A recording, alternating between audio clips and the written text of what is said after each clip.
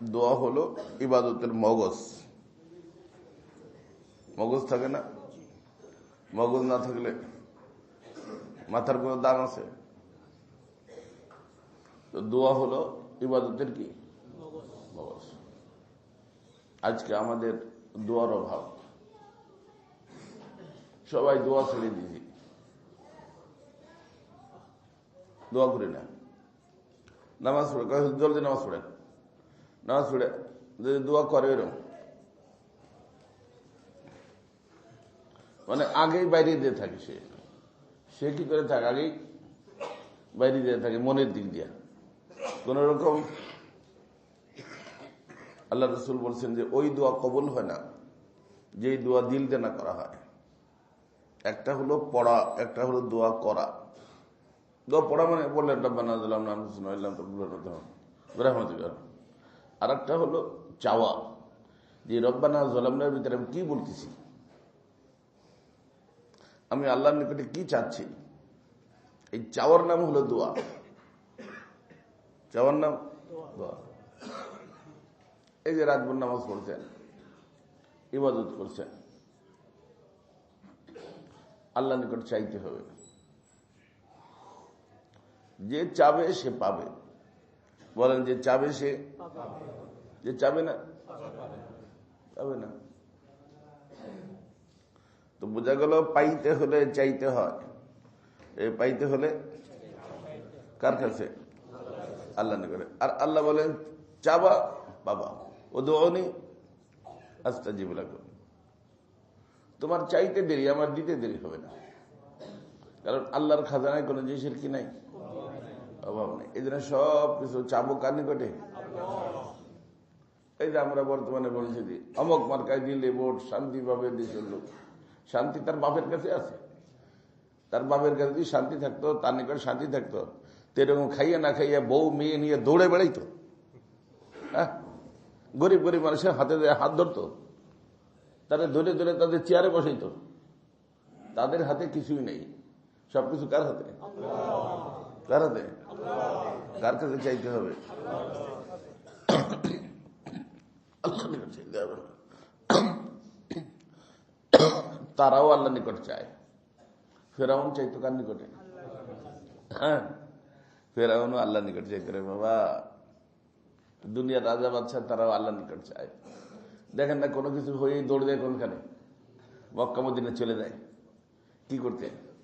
চাইতে। আল্লাহ দায়িত্ব তো দিয়েছেন, এখন এই দায়িত্ব আদায় করতে হলে আপনার মেহেরবানি ছাড়া উপায় নেই। এই জন্য ওখানে দিয়ে চাই আসে। কথা কি বুঝে আসছে? এই জন্য চাওয়ার জায়গা বিভিন্নটা আছে।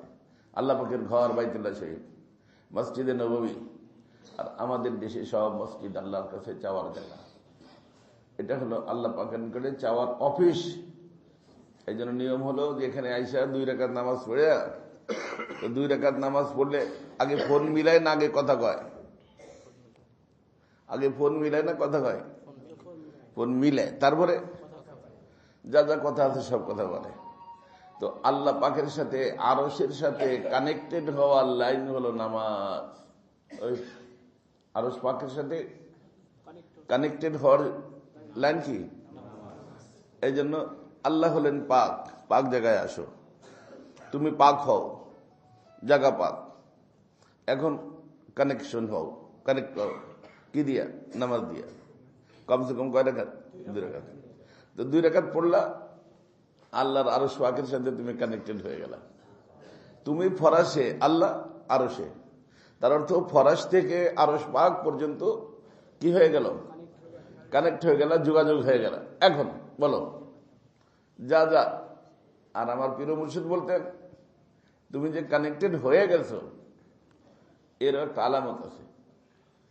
দেখবেন একটা মানুষ রিং করতেছে, এঙ্গেজ এঙ্গেজ এঙ্গেজ এঙ্গেজ, তাই না? কিন্তু রিংটন যখন বাজে তখন মনের ভিতরে শান্তি লাগে না।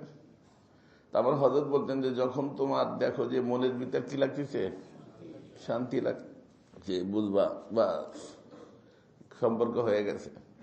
এখন আর ছাড়াছাড়ি নাই। যত সময় পর্যন্ত নিজের প্রয়োজন, ফ্যামিলির প্রয়োজন, ব্যবসা বাণিজ্য, সুস্থতা, যা যা দরকার সব আল্লাহরে বলো, কারণ তিনিই তো দিবেন, দেয়ার ওদের তো আর কেউ নাই। আর তিনি এমন না যে বেটা তুই একটা বল, 10টা বলতে আসতো, আমার আরো লোকজন আছে না, এরকম চিন্তা আছে? হ্যাঁ, আল্লাহ বলেন তোমার যত প্রয়োজন আছে বলো, তোমার সব প্রয়োজনকে আমি পুরো করে দেব। কথা বলছে, এই জন্য আল্লাহ নিকট চাবেন, পারবেন ইনশাআল্লাহ। আর যখন দেখেন যে চোখে একটু পানি আসে, আমার হযরত বলতেন যে এটা তোমার কবুল হয়ে যাওয়ার নগদ রশিদ, কবুল হয়ে যাওয়ার নগদ রশিদ পেয়ে গেছো, বা আরো বলো, আরো বলো, আরো বলো। এরপর আমার হযরত বলতেন চোখের পানি অনেক দামি, এই দুটো টিস্যু দিয়ে মুইছা, কাপড় দিয়ে মুইছা, রুমাল দিয়ে মুইছা ফেলাই দিও না, এইটুকু মুখের ভিতরে হইলে লও, কারণ এটা পানি না, এটা হলো রক্ত। রক্ত পানি হয়ে বের হয়, আর এই পানি এত দামি, শহীদের রক্তের যেই দাম, চোখের পানির সেই দাম। শহীদের এই দোয়া করনেওয়ালা দোয়ার চোখের পানির একই দাম, এবং দোনোটা জিনিস জাহান্নামের আগুনকে নিভাই দিবে। কথা বুঝছেন? এই জন্য এটা নষ্ট করবো না বাবা। আমার হযরত কি করতেন, চোখের ভিতরে মুখের ভিতরে রেলে নি, তাড়াহুড়ো করে লাভ, আস্তে ধীরে করো বাবা। আল্লাহ দরুদ শরীফ পড়ি, দোয়া হবে। আল্লাহুম্মা সাল্লি আলা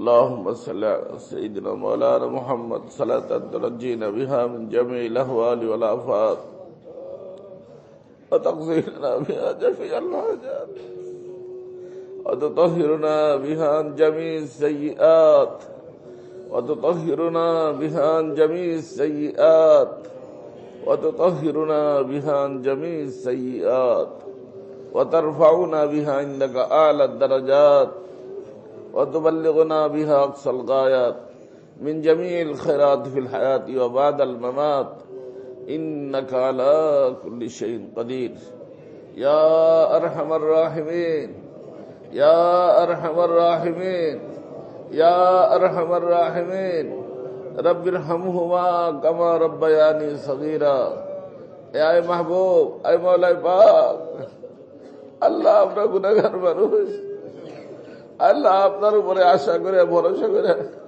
আপনার এই জওয়ান জওয়ান বান্দারা আল্লাহ রাত ভর আপনার ইবাদত করছে, আল্লাহ রাত্র জাগছে, এখন ফজর নামাজ পড়ে আপনার শাহী দরবারে হাত তুলছি মাওলা।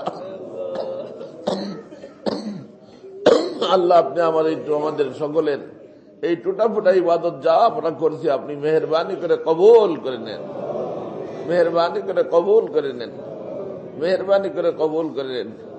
আল্লাহ যার যে পরেশানি আছে দূর করে দেন, আল্লাহ যার যে হাজাত আছে পুরো করে দেন, আল্লাহ যারা অসুস্থ আছে সুস্থ করে দেন, আল্লাহ যারা বেরোজগার আছে রুজির ব্যবস্থা করে দেন, আল্লাহ যারা ঋণী আছে ঋণ থেকে মুক্ত অর্থ দিয়ে দেন, আল্লাহ ব্যবসায়ীদের ব্যবসার ভিতর বরকত দিয়ে দেন।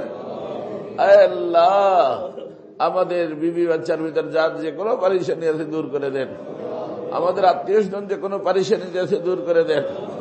আল্লাহ আমাদের যে সমস্ত আত্মীয় স্বজন আজকের এতেই ভয় অন্ধকার কবরে শুয়ে গেছে, আল্লাহ আপনি তাদের সকলকে মাফ করে দেন, তাদের কবরকে নূর দ্বারা ভরপুর করে দেন, তাদের জন্য জান্নাতুল ফেরদাউসের ফয়সালা করে দেন।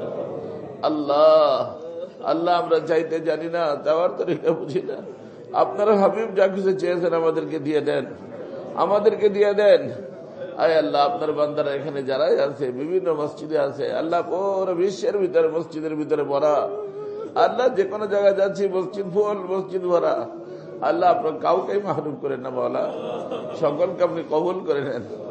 আল্লাহ আমাদের দেশের উপরে রহমতের ফয়সালা করে দেন। আল্লাহ নির্বাচন আসতেছে মাওলা, যাদের মাধ্যমে দেশ শান্তিতে থাকবে, জনগণ শান্তি, তাদেরকে আপনি নির্বাচিত করে দেন। আল্লাহ তাদেরকে আপনি নির্বাচিত করে দেন, তাদেরকে পার্লামেন্ট পর্যন্ত পৌঁছায় দেন। আল্লাহ যারা জালেম, যারা সন্ত্রাসী, আল্লাহ যারা মানুষের উপর জুলুম করবে, নির্যাতন করবে, তাদের থেকে আমাদেরকে বাঁচার তৌফিক দিয়ে দেন। আয় আল্লাহ রাসূলুল্লাহ সাল্লাল্লাহু